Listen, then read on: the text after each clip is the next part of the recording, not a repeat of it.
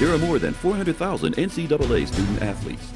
NCAA on Campus is their story. On this episode of On Campus, we look back to a little-known but historic game from the NCAA basketball tournament 50 years ago. In 1963, Jerry Harkness and his Loyola Chicago teammates won the championship, upsetting the highly favored and two-time defending champion Cincinnati Bearcats. That national championship is in the record books. But an earlier game in that tournament between Loyola and Mississippi State is in the history books. Today they call it the Game of Change. And it might have been forgotten if not for the efforts of Jerry's son, filmmaker Gerald Harkness.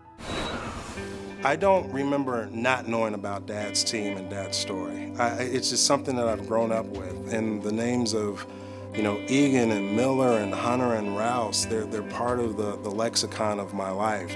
The Game of Change, it does look at an NCAA basketball game between Loyola Chicago and Mississippi State, which sounds, nothing out of the ordinary with that.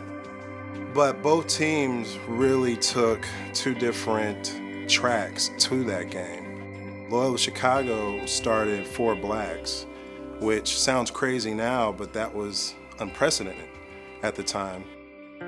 It was only 50 years ago, but it was a different time in America. Loyola coach George Ireland took his team and its black players into the South. He would go to New Orleans, and he said, well, they're going to separate us and all that. So we said, well, Coach, we're not going.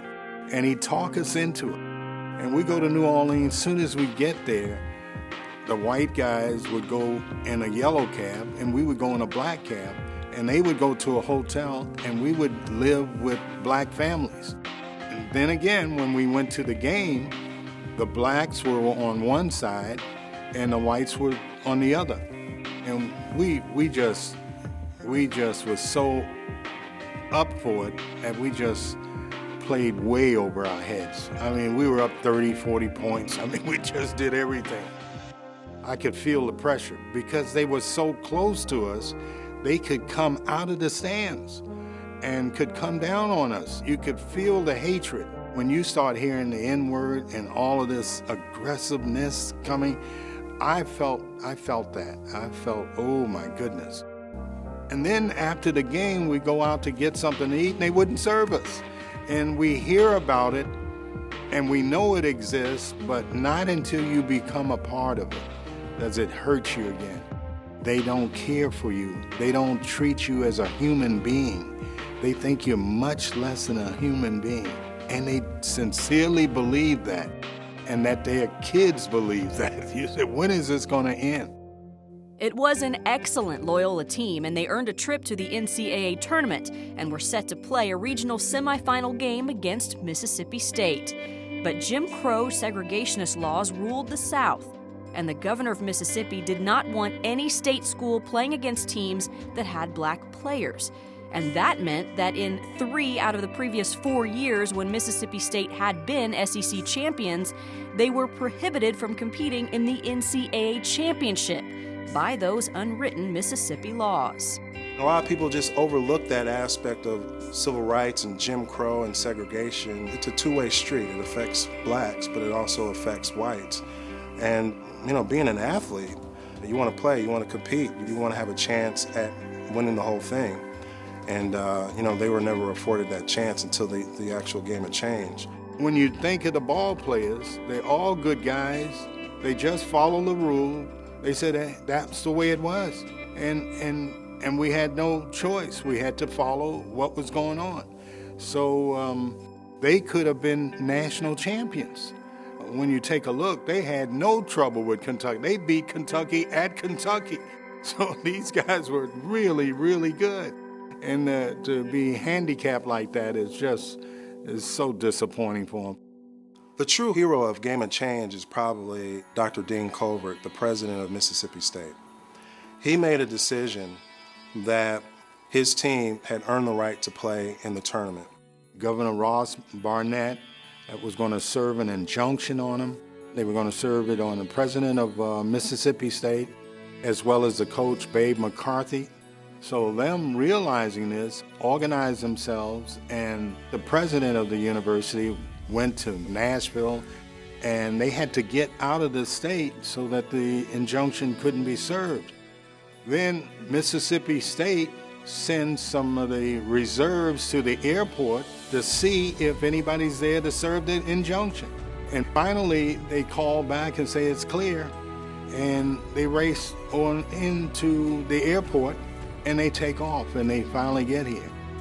The Game of Change was played in East Lansing, Michigan, and when Loyola captain Jerry Harkness shook hands with Mississippi State captain Joe Dan Gold, the moment was immortalized. I knew it was big because when the lights went off, all of the photographs that was being taken when we shook hands, the two captains, something went through, and I said, wow, this is more than a game, this is history. He just kind of shook his head, a little small smile on it, and I could feel that he was happy to be here. The team had finally broke through all of the segregation problems in Mississippi and got through and got an opportunity to play against black ball players. Loyola won that game 61-51 and went on to win the NCAA National Championship.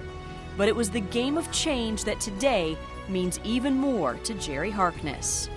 I've always been proud of winning the national championship, but in recent years, I've compared the two, and it's no contest. The Mississippi State Loyola game is awesome, hands down. That's the biggest game I ever played in my lifetime. One of the most moving, I get emotional even thinking about it, one of the most moving parts of Game of Change was we were shooting in Starkville on the campus of Mississippi State. And we saw all the hate letters, which were probably about yay high. And then they brought out all the letters of support, and they were about this big. So the community was truly for that team winning. 3 cheers to President Colvert and Coach McCarthy for bringing their Maroons into the NCAA tournament. Personally, I received your announcement with pride for my alma mater. But I admire your courage for going on record as being in favor of this activity. They deserve to go, and we have lived too long in the past already. There's no loser in a game like that. For Mississippi State to go back to Mississippi and have the large crowds waiting for them, that's a game of change. Right there shows. So the people cheering them on, so they didn't lose. And they started integration right there, in a way. It was the early part of it, but it started. And it takes sports, so many times, it takes sports to break the ice. Winning a national championship literally changes your life. But to play a role in history and civil rights history, I think that's the game that is of utmost importance to Dad and his teammates and the Mississippi State guys. I think that's the game that they all kind of treasure to be a part of. To learn more about this historic basketball game, order a DVD of the NCAA documentary Game of Change at Amazon.com. And thanks for watching NCAA on Campus.